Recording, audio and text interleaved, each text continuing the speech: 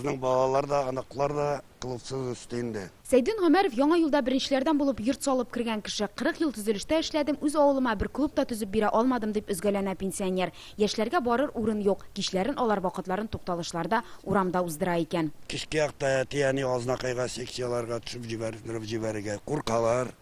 Баланы алып кайтырга да кирәк, күпме вакытны ала. Бу зур проблема тудыра.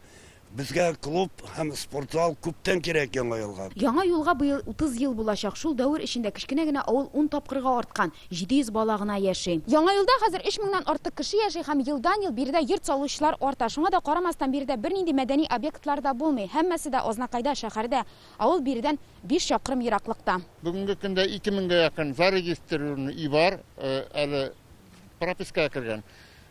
Шуның булып та бездә бер фап та юк. Клуб юк, китапхана юк, аптека юк. Хәзер бар да булачак. Быел Бистә уртасында күп функциялы үзәк төзи башлаганнар. Заманча медпункт, клуб, китапхана бар да бер түбә астында. Медпункт бар, ул яңа только бер вагончикта гына урнашкан иде. Ну вагончиктан да бик условиялар юк. Менә монда инде без медпунктка кертергә уйлыйбыз.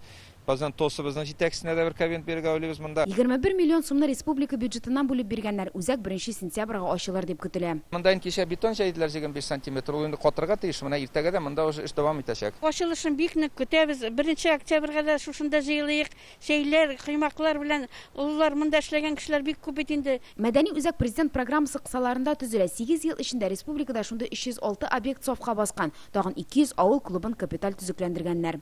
Азнакай районыннан Филүзә Хәмидуллина, Эрик Хабибуллин, Яңа гасыр каналы.